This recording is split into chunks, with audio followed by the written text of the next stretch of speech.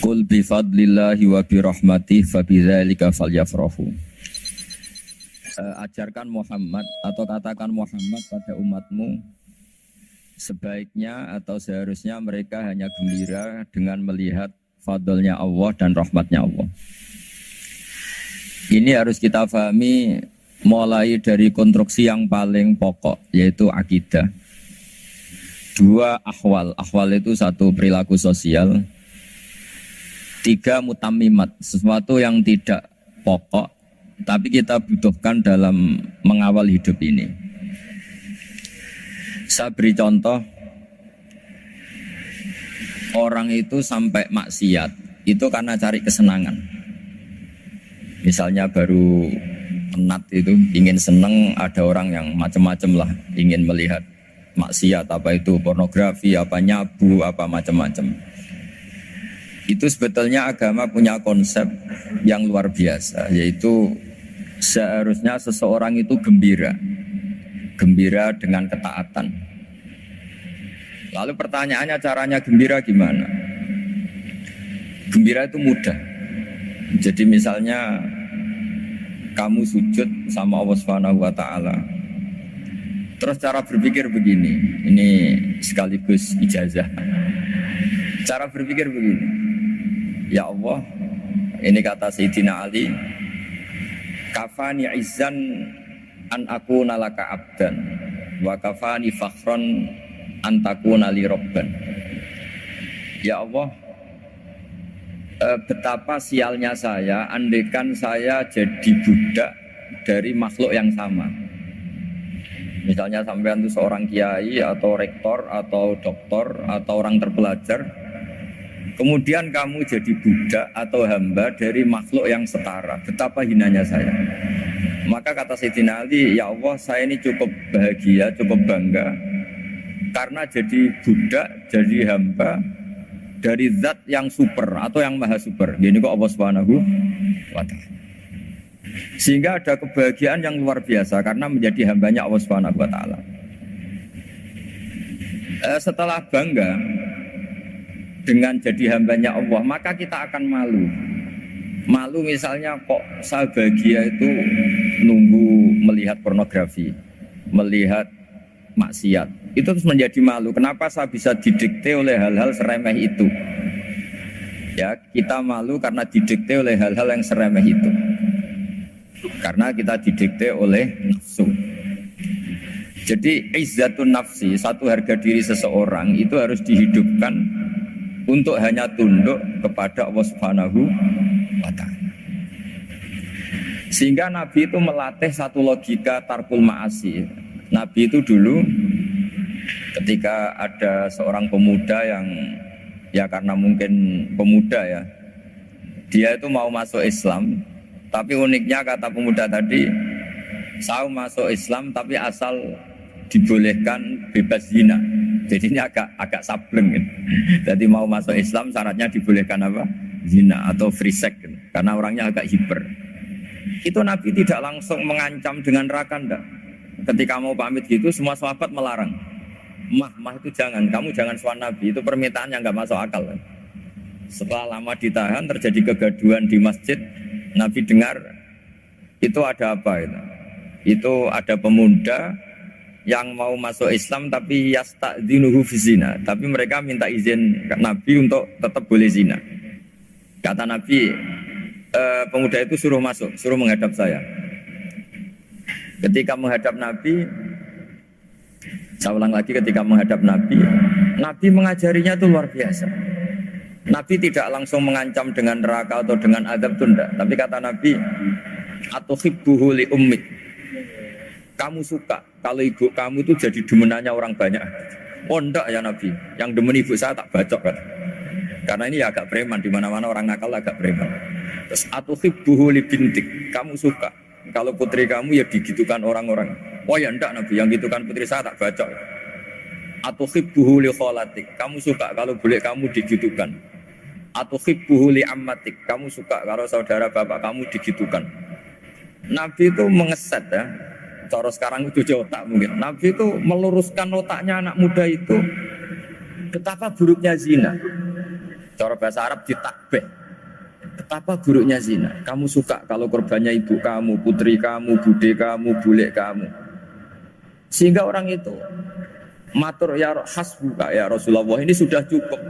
Saya tidak pernah melihat sesuatu seburuk zina. Jadi fa'al kawwa fi qalbihi bughda zina. Kemudian Allah meletakkan di hatinya, menanamkan benci zina. Sehingga akhirnya pemuda tadi menjadi iffah, menjadi menghindari zina.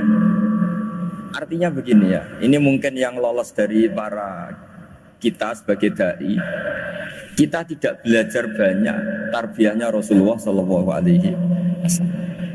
Jadi kalau kita benci maksiat, itu jangan hanya ditakdir, ditakutkan neraka, itu enggak. Jangan hanya itu, tapi di logika. Ini Pak, sama kurang dekat. Oh iya. Sama kurang dekat. Jadi kalau kita menghindari maksiat, itu selain karena takut azab, itu ada logika, ada rangkaian pikiran yang menjadikan kita anti satu perbuatan apa maksiat. Jadi misalnya gini ya, kira-kira ginilah kalau contoh gampang itu. Ada orang gitu ya, nyanyi dengan pakaian yang mungkin pornografi gitu. Mungkin pemuda-pemuda ingin melihat itu, tapi bisa diobati gini. Kok enak dekne mergawe kok tak bayar ya, aku kehilangan duit. Meskipun dengan logika yang agak serampangan, yang penting menjadi kita ini punya harga diri untuk tidak tergantung hal-hal seperti itu. Jika Nabi itu cara menggambarkan tadi mulai atuhibbuhu li ummi. Kamu suka kalau ibu kamu jadi demenannya orang lain. Pemuda tadi bilang yang demen ibu saya mau saya bunuh. Ditambah lagi atuhibbuhu li bintik. Bagaimana kalau korbannya putri kamu, bule kamu, bude kamu. Sehingga terus si pemuda tadi betapa buruknya zina, betapa murahnya zina. Akhirnya pemuda tadi al-qawwa fi qalbi bughda zina. Terus kemudian pemuda tadi itu sangat membenci dengan apa? Perzinahan. Nah, pikiran-pikiran seperti ini harus kita tanamkan. Harus kita tanamkan supaya orang itu benci melakukan maksiat. Karena satu memang takut sukhtuwah, takut dibendu Allah atau dibenci Allah. Dua, memang logika kita mengarahkan tidak maksiat. Nah ini yang terkait Unisula yang nangani kedokteran, nangani medis. Sesuatu yang dilarang Allah itu pasti madhar. Maka untuk melarang seseorang bergantung sama narkoba misalnya, atau hal-hal yang bahaya pada fisik, itu satu tentu bagi ahlullah, tentu karena takut Allah. Tapi banyak masyarakat yang memang benar-benar bisa meninggalkan narkoba karena efek buruknya narkoba, efek buruknya ganja. Itu kita tanamkan sedemikian rupa bahwa itu mengakibatkan sakau, mengakibatkan tidak sadarkan diri, mengakibatkan kebangkrutan ekonomi, macam-macam. Sehingga mereka benar-benar benci sama yang namanya narkoba. Jadi di antara manhajul Quran itu kalau mentakbih, memburuk-burukkan maksiat itu mesti dikritik innahu kana fahisyah, innahu kana fahisyata wa makta wa sa'a sabila, innahu kana fahisyata wa sa'a sabila, diulang beberapa kali. Sehingga dibutuhkan kecakapan untuk menganggap satu hal yang buruk itu fahisyah, sesuatu yang enggak rasional, sesuatu yang tidak positif, sesuatu yang pasti berdampak negatif. Sehingga kalau misalnya tadi dibacakan oleh Qori, kuntum khaira ummatin ukhrijat linnasi ta'muruna bil ma'ruf wa tanhauna 'anil munkar. Untuk berhenti dari kemungkaran itu satu takbihun litilkal munkar atau litilkal munkarat, bahwa munkarat itu kita cap, kita stigmasi bahwa itu buruk sekali. Seperti Nabi mengajarkan pemuda tadi, masa kamu suka ibu kamu digitukin lelaki lain, putri kamu, bule kamu, bude kamu, sehingga orang ini pikirannya termindset betapa buruknya zina. Sama seperti kita sukses memindset betapa buruknya narkoba, betapa buruknya bahan-bahan terlarang. Begitu juga seterusnya, terus pengkhianat dan sebagainya. Tapi problem manusia adalah dia itu akan mencari kebahagiaan atau kesenangan sesaat. Maka caranya gimana? Keinginan senang lewat maksiat ini dilawan dengan nyaman dengan taat. Saya ulang lagi, nyaman dengan taat. Sehingga ulama dulu punya kalimatul munajat, artinya kalimat hubungan pribadi sama Allah yang menjadikan orang itu nyaman. Dan ini yang diajarkan kitab-kitab tasawuf. Kitab tasawuf itu sukses mengajarkan melihat alam raya ini semuanya nyaman, termasuk yang mengecewakan. Itu dianggap nyaman. Saya berkali-kali mengajarkan ilmu ini karena ini musalsal ila Rasulillah sallallahu alaihi wasallam. Itu pernah suatu saat Imam Ahmad itu dipanggil sama tetangganya, anak muda. Tentu Imam Ahmad ini orang yang sangat soleh, sangat waroi, sangat tunduk sama perintahnya Allah dan Rasul. Pemuda tadi manggil, ya Ahmad, datang ke rumah saya. Imam Ahmad datang. Setelah sampai ke pemuda tadi, sudah pulang lagi, saya tidak butuh kamu. Pulang lagi. Setelah sampai rumah dipanggil lagi, ya Ahmad, datang lagi. Datang lagi. Oh, saya tidak jadi butuh, pulang lagi. Sampai 3 kali. Dan itu perangai ekspresi Imam Ahmad itu atau ulama lain yang sesoleh beliau itu nyaman, indah. Beliau tetap senyum-senyum nyaman itu. Beliau tidak tersinggung, tidak terprovokasi, pokoknya tidak tersinggung, kelihatan nyaman. Lama-lama pemuda ini terus tanya, ya Ahmad, kamu saya perlakukan seperti ini kok tidak tersinggung? Kamu senyum-senyum saja, happy-happy saja. Jawabnya Imam Ahmad itu unik. Wahai pemuda, saya kamu panggil itu senang sekali. Karena kata Nabi, kalau kamu iman dengan Allah dan Rasul, maka hormatilah tetangga. Jadi saya senang. Karena nuruti perintah Allah untuk menghormati tetangga. Jadi tidak ada urusannya dengan kamu. Kagetnya kayak apa? Jadi dipanggil tetangga ya senang karena melakukan perintahnya Allah dan Rasul, yaitu ikramul jar, fal yukrim jarun. Disuruh pulang, kamu ingin saya pulang, ya saya pulang. Disuruh datang, ya saya datang. Jadi saya tidak tersinggung, saya tidak ada urusan dengan kamu. Urusan saya dengan Allah Subhanahu wa ta'ala. Yaitu kalau bapak-bapak istrinya ngomel terus sabar itu ya bagus. Saya tidak punya urusan. Kalau kamu terprovokasi oleh istri, berarti kamu didikte oleh makhluk. Masa seorang rektor didikte makhluk? Kan tidak keren. Apalagi seorang Habib didikte makhluk, kan enggak keren. Yang bisa mendikte kita hanya Allah Subhanahu wa ta'ala. Dan Allah mendikte kita, mengajarkan dia wa ashiruhunna bil ma'ruf fa in karihtumuhunna fa asa an takrahu syai'a wa yaj'alallahu fi khairan katsira. Jadi cara melihat istri kita bawel gitu atau cerewet, alhamdulillah ini ada pahala tanpa modal, cukup sabar.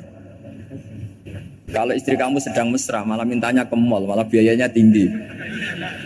Murah mana dapat pahala dimarahin sama saat mesra minta ke mall? Milih yang pertama kan? Nah ya itu tidak usah modal.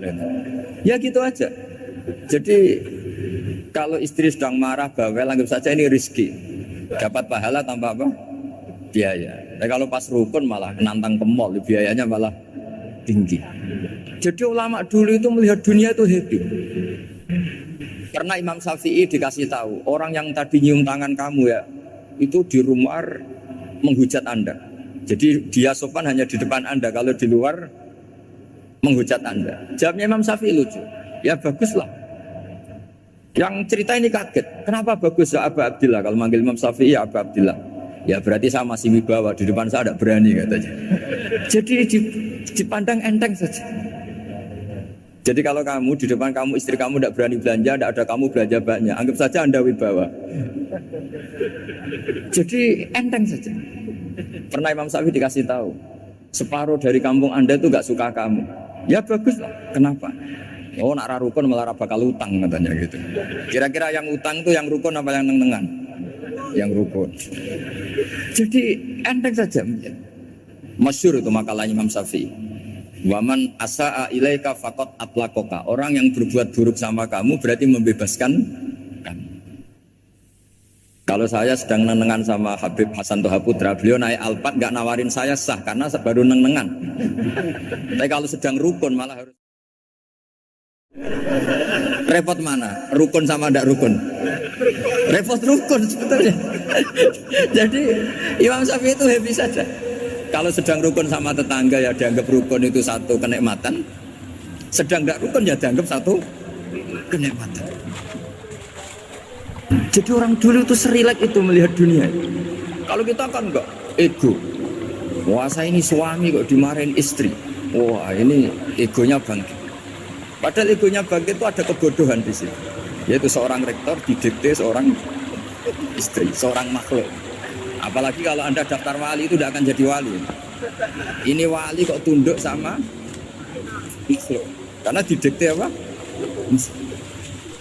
Maka Imam Ahmad ketika tetangganya bully gitu ya santai saja, beliau happy. Ketika pemuda tadi eskal janggal, kenapa kamu gak tersinggung ya Ahmad? Memangnya saya harus tersinggung gimana? Kan tak panggil tidak jadi, tak panggil tidak jadi.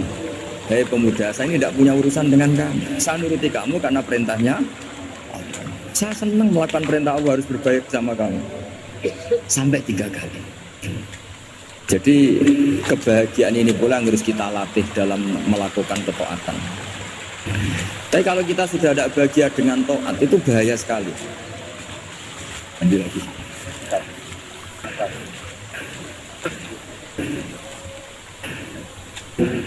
Ini satu bulan.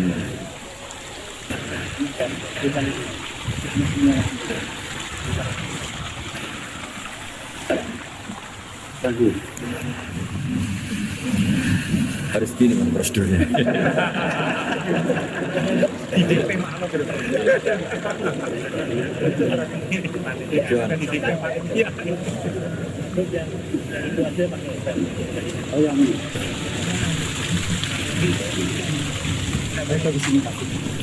Anut saja.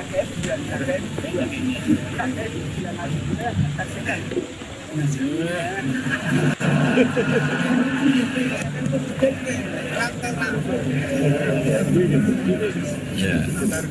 Sudah, ini sudah bisa.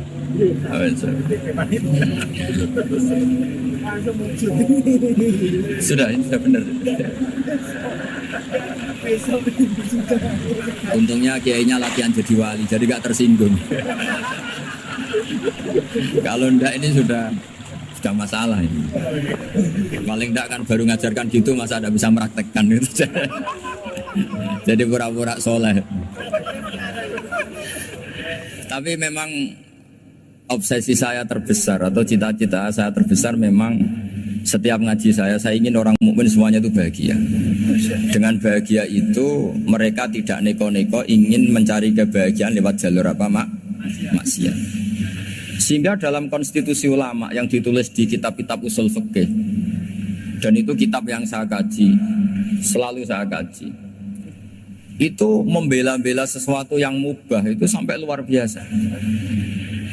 Karena melihat mubah itu, misalnya Anda tidur itu berstatus mubah, Anda bermain catur berstatus mubah, Anda rileks sama teman jagongan semalam dengan teman rektor atau dosen atau yayasan, itu melihatnya bukan mubah tapi tarkul maksiyah. Misalnya saya semalaman asik musamaroh itu jagungan malam sama Habib Toha Al-Munawwar. Itu awang ngitungnya bukan, wah ini jagungan ngalor ngidul tidak penting tuh, enggak. Malam itu bahak tidak ke dugem, tidak ke tempat maksiat. Sehingga ada ulama yang mengatakan mubah itu enggak ada. Saya ulang lagi, mubah itu tidak ada. Kan umumnya ulama bagikan wajib, ya kan, haram gitu. Terus diantaranya mubah, sunat, makruh. Ada ulama yang mengatakan mubah itu tidak ada. Kenapa? Logikanya begini, itsma min mubahin illa wa yatahaqqaqu bihi tarku haramimma. Karena tidak ada mubah yang Anda lakukan kecuali saat itu pasti ditinggalkannya sebuah keharaman. Misalnya Anda sedang jagungan sama istri di luar, di rumah, asik di rumah semalaman. Mungkin bahas hal-hal yang ringan. Mungkin melihat sinetron atau apa yang ringan. Tapi di situ terjadi Anda meninggalkan ke tempat-tempat maksiat. Sekarang ninggal maksiat itu wajib apa mubah? Wajib. Padahal Anda sedang melakukan mubah.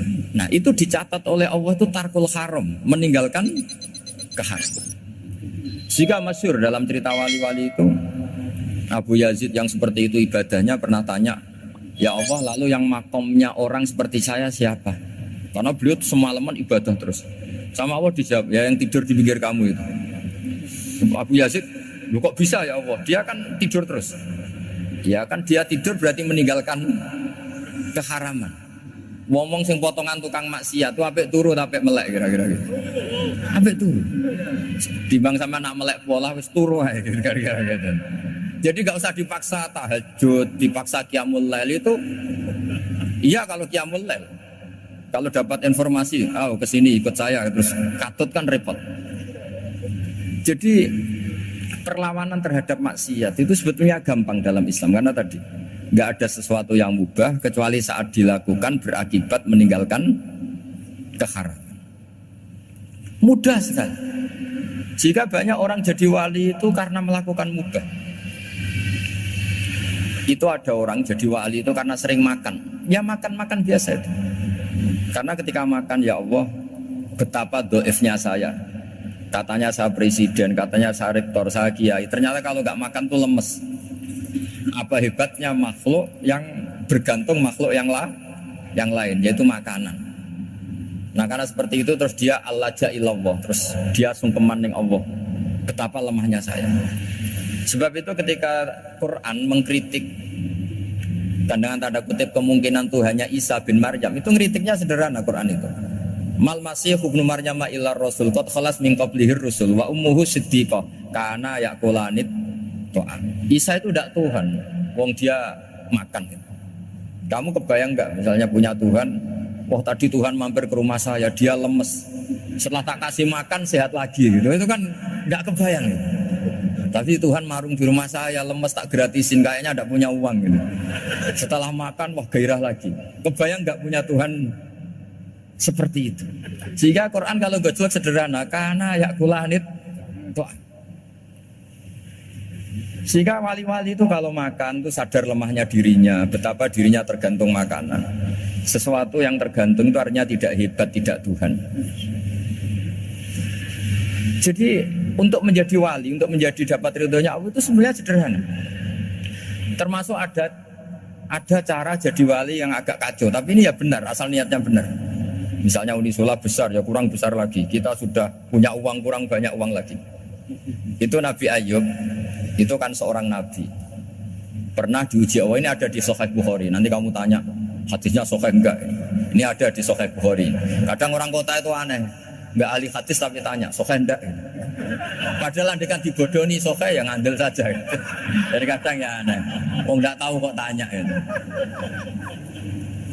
Itu Nabi Ayub itu sudah kaya, pas itu sudah kaya. Bukan cerita yang masih miskin, memang sudah kaya. Beliau di kamar dihinggapin satu belalang dari emas. Setelah belalang itu dikejar, ternyata yang jenis itu banyak, semuanya dari emas. Ngambil sana sini, ini yang kesak ini dipenuhin, saku ini dipenuhin, sampai banyak. Bersama Allah digojlok, kamu itu nabi saya. Kenapa kamu mengumpulkan harta sebanyak itu? Kamu itu nabi saya kok rakus? Jawabannya Nabi Ayub unik. Ya Allah, siapa yang bisa kenyang dari rahmatmu? Ya, jadi kalau kamu punya uang 1 miliar, kok ingin 1 miliar 100, ingin 1 miliar 200, itu cara ngitung bukan uang. Ya Allah, siapa yang bisa kenyang dari rahmatmu? Karena rahmat Allah tidak terbatas. Sudah Gusti, tenang saja. Meskipun saya gini, rahmat Anda tidak akan habis. Sehingga waroi ada ilmunya, tomak juga ada ilmunya. Termasuk ragus itu juga ada ilmunya. Misalnya begini, ini contoh rakus yang ada ilmunya begini. Ini saya beri contoh. Mungkin yang boleh niru orang-orang soleh, kalau nggak soleh jangan. Imam Syafi'i ini cerita nyata. Imam Syafi'i itu dulu ketika ngaji masih muda itu nggak suka sama guru yang kaya. Kebetulan dia punya guru miskin terus. Namanya Sufyan As-Tsauri, itu miskinnya Masya Allah. Sufyan bin Uyainah juga miskin. Jadi dia miskin, punya guru miskin terus. Sehingga idolanya ya sama guru-guru yang miskin. Suatu saat guru-guru ini menyarankan dia ngaji Imam Malik. Imam Malik itu kaya raya. Itu babutnya Imam Malik, kalau diinjek itu mata kakinya tidak kelihatan saking halusnya. Kalah, Indonesia lah kalah. Imam Malik itu gaya. Kalau ngaji di kursi tinggi terus pakai bukhur itu, pakai dupa Arab yang mahal. Pokoknya mewah kali Imam Malik. Terus dia mulai, ini kiai kok kaya. Kemudian setelah beliau alim tanya, saya harus ngaji siapa setelah ilmu jenengan habis kira-kira gitu. Kata Imam Malik, sudah, kamu tidak usah perlu ngaji saya, kamu sudah alim alama. Terus Imam Malik datang ke Baki. Zaman itu Baki itu semacam kayak rentalan ya, semacam Grab lah kalau dulu ini. Mana kafilah yang mau ke Irak? Ya sudah terus, oh kita mau ke Irak. Ini antar ke Muhammad bin Hasan As-Syaibani. Itu dibiayai sama Imam Malik. Grabnya ya dibayarin, itu kafilahnya itu ya dibayarin. Imam Syafi'i disangoni surrotan min dhahabin. Jadi satu kepes uang dikasihkan. Itu pernah tak hitung semurah-murahnya itu sekitar 60 juta. Imam Syafi'i mulai mikir, kiai yang saya kritik lomo, sing kiai miskin tak puji, gak pernah ngamal kan, tentu orang miskin kan. Setelah datang ke Muhammad bin Hasan As-Syaibani, beliau itu pakar usul fikih, muridnya Abu Hanifah. Beliau al-usuli, pakar usul fikih. Itu Muhammad bin Hasan As-Syaibani itu kalau ngitung emas, itu di ruang tamu. Uangnya miliatan, emasnya banyak. Dari kota ini dipindah ke kota ini, emas kalau ngitung di ruang tamu. Bukan di kamar, di ruang tamu. Imam Syafi'i tambah kaget. Imam Malik kayak gitu sudah saya soal, malah ini kaya raya. Setelah Imam Syafi'i kelihatan kaget, digojlok sama Muhammad bin Hasan As-Syaibani karena beliau senior. Ata'jabu min hadza, kamu aneh melihat ini? Iya. Kenapa? Ulama kok kaya raya. Terus kata Muhammad bin Hasan, ya sudah, uang ini tak kasihkan orang-orang fasik, binti gue demenan, gue nyabu, macam-macam. Oh jangan, nanti dipakai maksiat. Oh jenengan mawon sing suka. Semenjak itu Imam Syafi'i rubah mindset. Jadi kalau kampus ini ingin akreditasi A, ingin mulia, ingin apa, kamu ridho kalau yang punya prestasi seperti itu adalah orang-orang fasik. Ridho enggak? Enggak kan? Maka didoakan ini.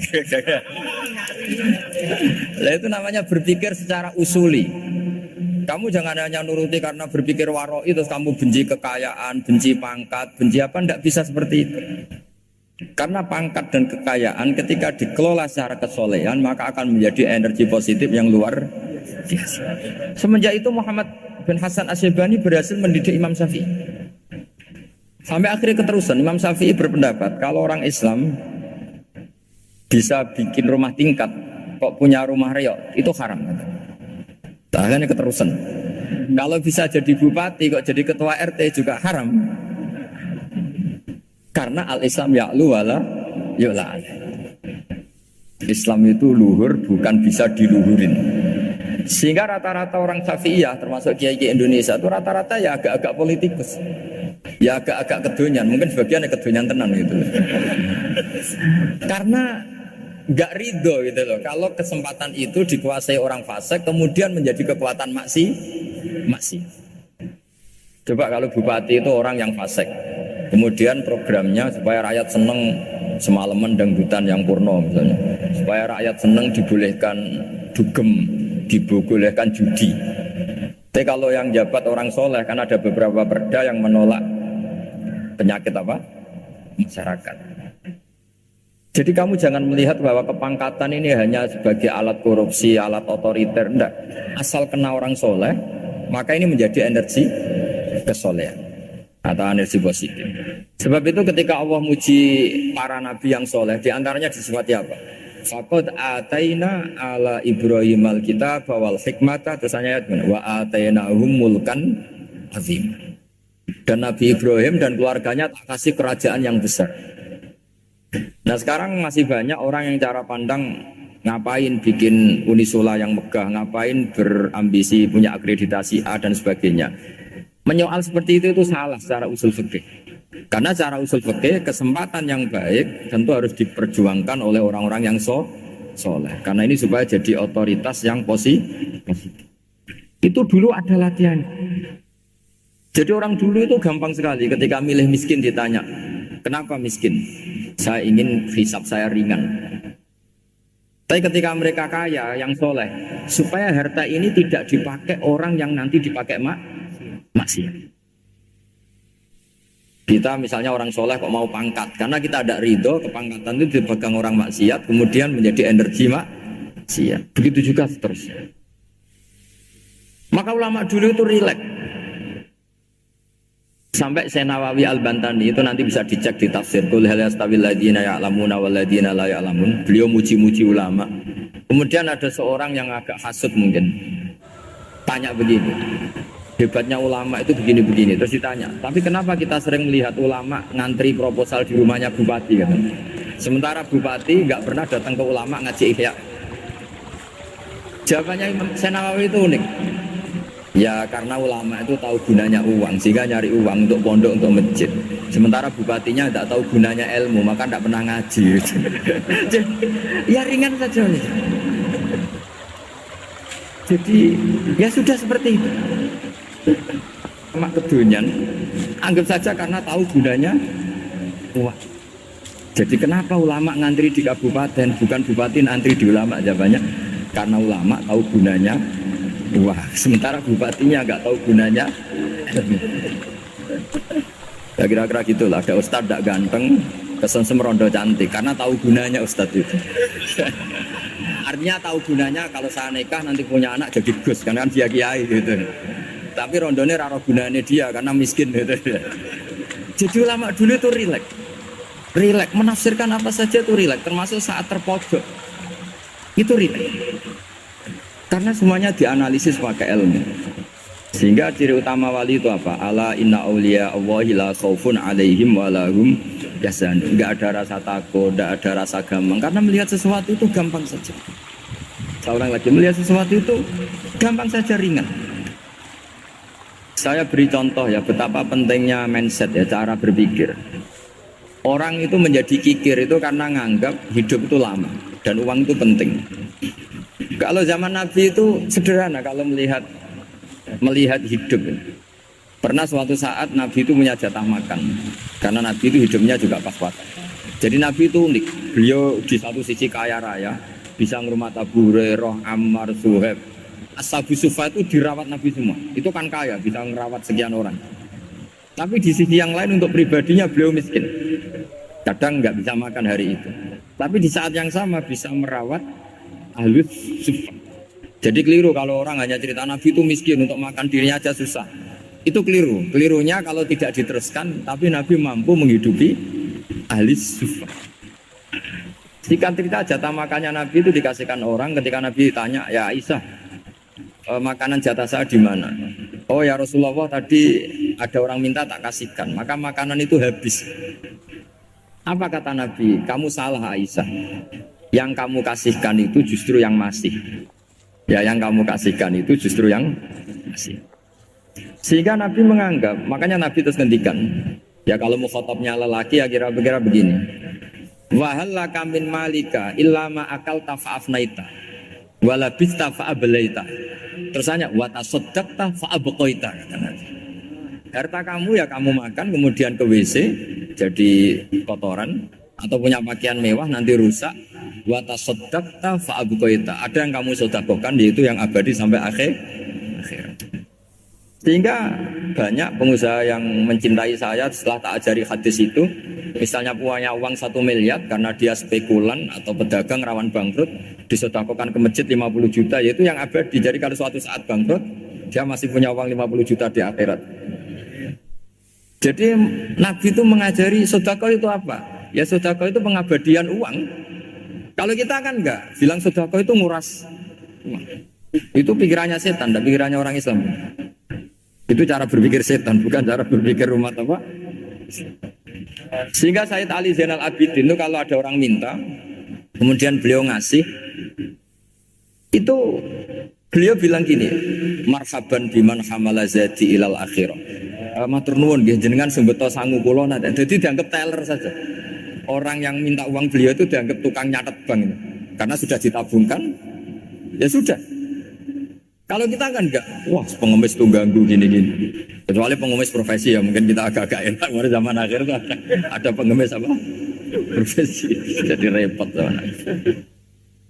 Terus tak beri contoh lagi kebahagiaan ketika kita milih Islam moderat. Islam kita diajarkan guru-guru kita, utamanya oleh guru kita Mbah Maimun.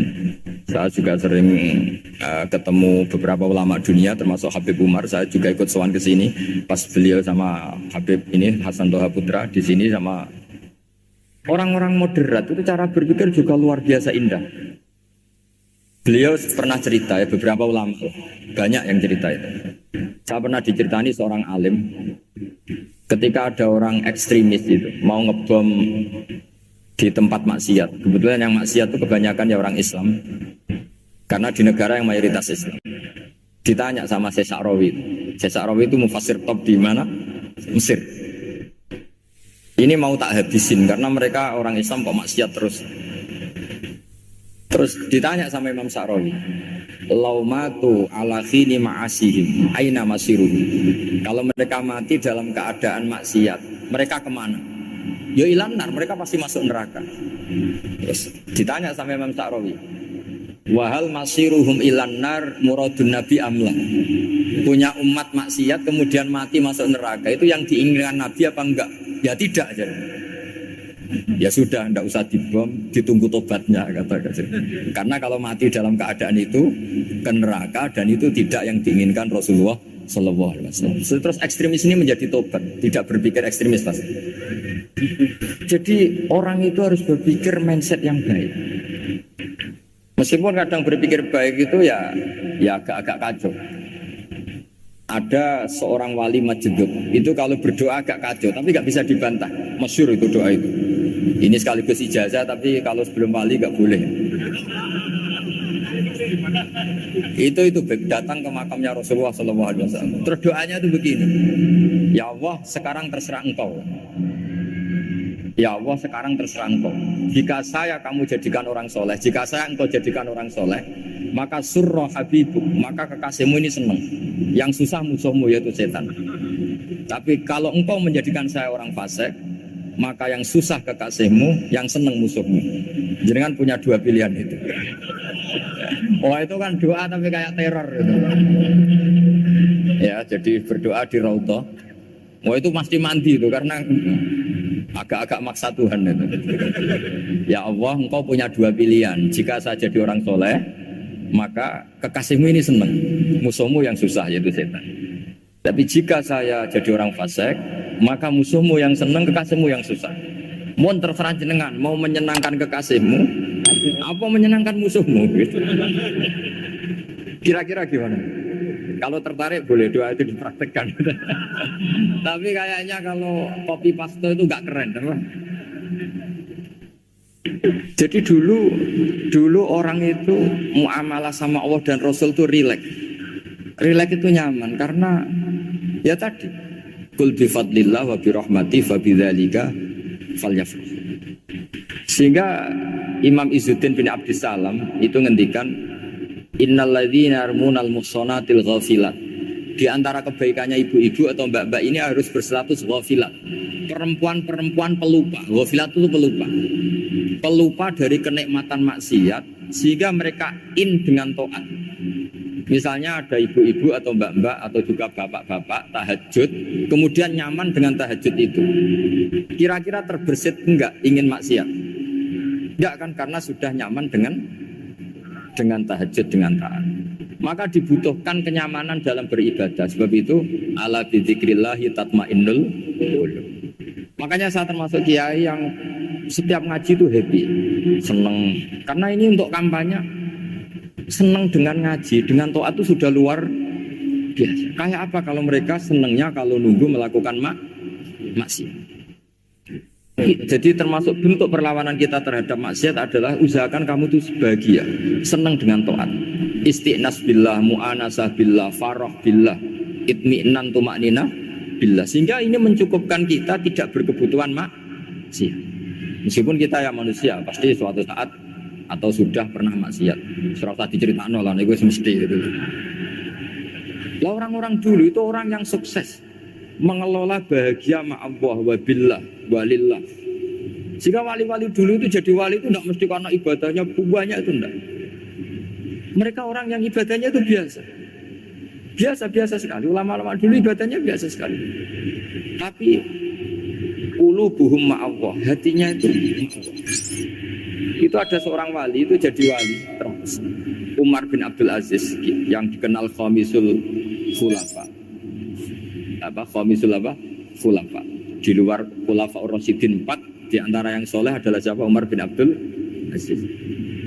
Itu ketika mau meninggal, itu senangnya bukan main. Itu semuanya nangis, beliau senang. Terus tanya, kenapa kamu senang? Memangnya saya kalau mati itu kemana aja?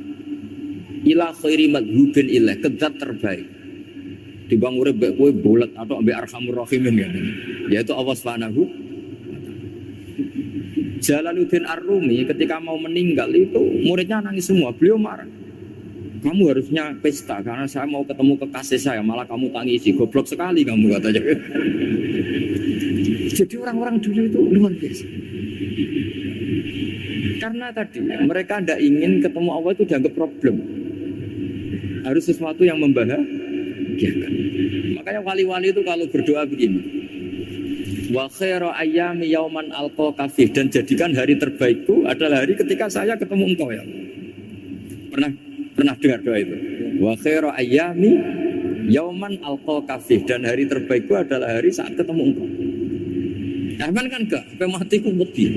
Saya tidak tahu wedi dosa apa wedi Israel apa wedi malaikat siapa? Mungkar nakir. Sebenarnya tidak perlu seperti itu. Karena cara pandang Nabi itu ini bisa dipraktekkan. Kalau kamu orang baik, mati artinya apa? Ya baik. Karena husnul khotimah. Kalau kamu orang yang buruk, itu kata Nabi, anggap saja mati itu akhir dari keburukan kamu. Aku urip terus, malah maksiat terus. Maka Nabi itu kalau ngajari kita berdoa gini, Allah maj'alil hayata ziyadatan li fi kulli khairin wal mauta rohatan li min kulli syarrin. Ya Allah, kalau saya hidup, ya anggap saja ziyadah fi kulli khairin, berpotensi nambah kebaikan. Kalau saya mati, anggap saja ini akhir dari segala keburukan. Maka saya berkali-kali guyon. Makanya tradisi ulama-ulama NU, ulama-ulama pesantren, ya ada hanya NU, pokoknya ulama-ulama alim. Itu kalau ada orang mati, orang nakal gitu mati, ini saya gitu. Itu hadirin mesti gak terima. Wah, piye nang ndi wong wakal. Tapi dipaksa sama kiainya, saya gitu. Lama-lama dipaksa. Saya gitu. Padahal ning atine kiai wis ra iso maksiat meneh wis saya. Karena dengan mati berarti saya sudah tidak bisa maksiat lagi. Jadi Nabi melihat hidup dan mati itu segampang itu. Kalau al-hayata ziyadatan li fi kulli khairin wal mauta rohatan li min kulli syarrin. Coba kita ke depan itu kan ada potensi zina, potensi korupsi, potensi maksiat. Yang bisa menghentikan potensi itu apa coba? Mati ya, udah pinter. Sudah maju. Berani mati. Berani. Tapi jangan di sini kalau panitia. Artinya yang selama ini kita risau dengan kematian, dengan apa? Nabi ngajari kita tadi. Allah mas'alil hayata ziyadatan li fi kulli khairin wal mauta rohatan li min kulli. Ya Allah, jadikan hidup ini sebagai bekal menambah kebaikan, dan suatu saat kalau saya mati, semoga itu akhir dari segala keburukan. Jadi artinya Nabi itu ngajari kita itu positif terus. Sama seperti ulamanya tadi. Nak lagi rukun mbek tonggo ya sanggep ae kanca keapian. Nak nenengan ben ra utang ngoten. Dadi pokoknya penak terus gitu loh. Nak bojo lagi ngamuk alhamdulillah gak ngajak blonjo. Nak pas rukun ya alhamdulillah kalau lagi rukun. Jadi gampang semua. Makanya ada seorang alim itu ngendikan begini, ada yang tanya. Saya tuh dulu ketika kaya, teman saya sering main ke saya. Setelah saya miskin, gak ada teman-teman yang ke saya. Dikira si Habib ini kebetulan orangnya Habib, itu mendukung keluhan dia. Ternyata enggak. Si orang alim itu bilang gini, malah bagus tuh gitu. Kowe wis melarat buruhe wong. Ya sudah kamu miskin, buruhnya orang lain. Misalnya tukang manol di pasar atau tukang becak. Kemudian teman-teman kamu datang, malah kamu malu tuh jadi tontonan. Bagus kalau mereka lupa pas kamu miskin tidak ada yang lihat kata. Jadi apa ya, dianggap enteng saja gitu. Akhirnya orang ini nggak jadi ngeluh. Selama ini kan kita ngeluh ya ketika miskin teman-teman nggak datang. Coba kalau mereka datang pas kamu buruh bikin botol di orang lain, mantan bos buruh, malu nggak? Milih datang apa enggak? Enggak lah, sudah bener itu. Jadi ulama dulu itu makanya sering baca biar tahu solusi hidup. Jadi ulama dulu itu gampang sekali melihat kehidupan itu, gampang sekali, indah, gampang. Sekarang tuh enggak. Orang itu cara berpikir nuruti nafsu, itu yang bahaya. Makanya Quran kritik ara'aita man ittakhadha ilahahu hawa. Orang yang cara berpikir itu nuruti hawa nafsu. Kalau zaman Nabi, zaman sahabat, zaman ulama itu enggak seperti itu. Sehingga cara berpikir itu mudah. Makanya kata Nabi absyiru ya ma'syarul muslimin, kata. Kamu harus senang ya ma'syarul muslimin. Allah sekarang buka pintu langit yang sebelumnya enggak pernah dibuka. Dan Allah yubahi bikum malaikata, dan Allah membanggakan kamu kepada para malaikatnya. Kenapa? Umatnya Muhammad, umatnya Rasulullah Muhammad SAW itu kalau sampean kepengen mati setiap saat itu baik, itu resepnya gampang kata Nabi. Addu faridotan wantadzoru ukhra. Jadi Allah memberitahu, ya Muhammad, umatmu ini luar biasa. Jadi misalnya tadi kita sholat subuh, ditanya, Bahak kamu sekarang ngapain? Nunggu sholat duhur ya. Setelah sholat duhur ditanya lagi, nunggu apa asar. Sehingga faman kanat hijratuhu ila Allah wa rasulih fa hijratuhu ila Allahi. Jadi kalau ya sudah ini tak ijazahkan, kalau setelah sholat subuh nunggu apa? Duhur. Setelah duhur nunggu. Sehingga ketika kita mati itu statusnya penunggu sholat. Tapi kamu kan enggak miskin, kenapa? Penunggu kaya. Ya itu enggak masuk surga ya. Penunggu kemapanan. Berarti kan menunggu sesuatu yang seleranya nafsu. Beda kalau penunggu sholat. Berarti kamu di dunia menunggu ritual ibadah. Maka di antara ijazahnya Nabi apa? Addu faridotan wantadzoru ukhra. Melakukan satu fardu, kemudian kita menunggu tugas berikutnya. Jadi niati saja setelah subuh nunggu apa? Duhur. Setelah duhur, meskipun kita di perapatan, apa? Nunggu asar. Tapi ya asar betul, jangan nunggu tok pas asar enggak. Jadi sebetulnya umat ini gampang sekali. Jadi di antara kebanggaan Allah, yubahi itu Allah bangga dengan malaikatnya adalah umat ini adalah addu faridotan wantadzoru ukhra, melakukan satu fardu kemudian menunggu fardu yang lain. Dari mengkhidmati kampus, ingin mengkhidmati masyarakat, dari satu masyarakat lokal Semarang menjadi sampai sekarang sampai Banjarmasin, Unisula mau bikin kampus di sana terus gitu. Dari satu tugas ke tugas yang lain. Makanya Islam diajarkan setelah satu tugas selesai, faida faruh tafan. Jadi sehingga hidup kita itu dinamis. Dari satu kebaikan menunggu kebaikan lain, dari satu kebaikan menunggu. Sehingga hidup kita ngapain?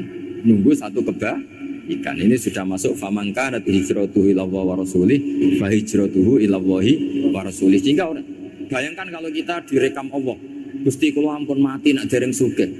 Wis melarat puluhan tahun, sakit, nunggu sesuatu sing sifatnya nafsu, kok pengen sugih. Sugih tok aja cukup. Tahu burono wong sing tahu ngenyek ndekne lho, itu kan urung-urung wis dendam. Sebelum mau mati, sebelum kaya dan burukan orang yang pernah melecehkan saya. Wis ngono akhirnya mati rong sugih. Berarti fakir matine hasud. Semua itu ngenes dunia akhirat kan kira-kira seperti.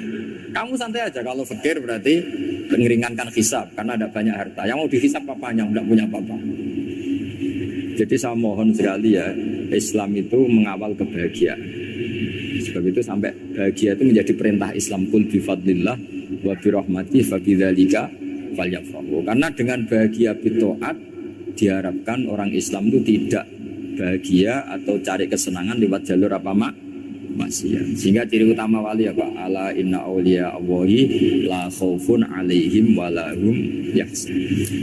Sehingga ulama dulu itu rileks-rileksnya. Termasuk yang saya ceritakan tadi, Imam Ahmad, Imam Syafi'i, itu melihat apa saja rileks. Ya tadi kalau disenangi orang ya barokah, punya kawan kebaikan. Nak dineng ya barokah dineng di gedingi tonggo rada utang, ngeranjuk tulung itu. Jadi rileks saja. Masyhur itu Imam Syafi'i ngendikan, waman asaa ilaika faqad atlaqaka. Orang yang berbuat buruk sama kamu, hakikatnya adalah membebaskan kamu. Atlaqo itu apa? Membebaskan. Enak gak jadi hidup gitu? Kalau kamu kan enggak, kok gedeng aku salahku apa? Malah kamu ujub tuh, orang kok enggak tahu salahnya. Kamu jadi suami, istrinya ngomel, kurang apa saya sebagai suami? Ya kurang banyak, enggak ganteng, enggak kaya, ada ini. Malah kalau diterangkan malah parah toh. Ya sudah rileks saja. Kalau dia ngomel ya tadi alhamdulillah dapat pahala tambah apa? Biaya. Terus ngomel kan butuh energi, paling yang tidak kuat 3 jam. Nanti juga berhenti apa? Sendiri. Terus ambil nilai positifnya, misalnya ngomel sama suaminya, bagus lah. Kalau ngomel sama tetangga malah kayak apa gitu aja udah. Jadi ulama dulu itu gampang sekali melihat melihat hidup. Rasulullah ya gitu, melihat hidup tuh gampang saja. Ketika tanya, ya Aisyah apa ada sarapan? Tidak ada ya Rasulullah, ya sudah saya tak puasa. Jadi enteng saja. Kadang-kadang beliau ingin puasa, ya puasa sunat, ada sarapan nggak jadi puasa. Relax. Nabi itu rileks. Kalau ngajari kebaikan juga rileks. Nah sekarang itu banyak orang yang karena mungkin kurang baca, Islam itu kayak menjadi aturan yang bengis, yang repot, yang mengekang. Itu tidak seperti itu. Yuridu wa bikumul yusra wala yuridu bikumul. Allah menghendaki agama ini mudah. Sehingga ada sahabat di Imami Mu'ad itu baca Baqarah. Sahabat ini pekerja petani, mufarokoh ditinggal. Ketika Mu'ad lapor, ya Rasulullah ini ada orang munafik, tengah-tengah sholat mufarokoh saya ditinggal. Yang disalahin itu tidak yang tinggal tapi Mu'ad. Afattanun anta ya Mu'ad, kami itu tukang fitnah. Masa ngimami petani pakai surat Baqarah? Jadi yang disalahkan ini imamnya. Kalau kamu jadi imam, sholatnya ya yang cepat. Makanya terus banyak orang kecepatan karena tadi.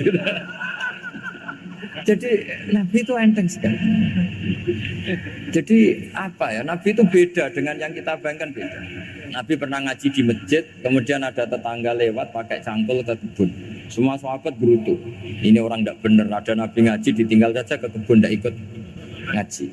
Jawabannya Nabi tidak. Itu bagus itu ikut sunnah saya. Kenapa ya Rasulullah? Dia kerja artinya nyari halal. Dan untuk menghidupi keluarganya itu juga ajaran saya. Sehingga yang ngaji ya ajarannya Nabi, yang nggak ngaji karena kerja mencukupi keluarga juga ajarannya Nabi.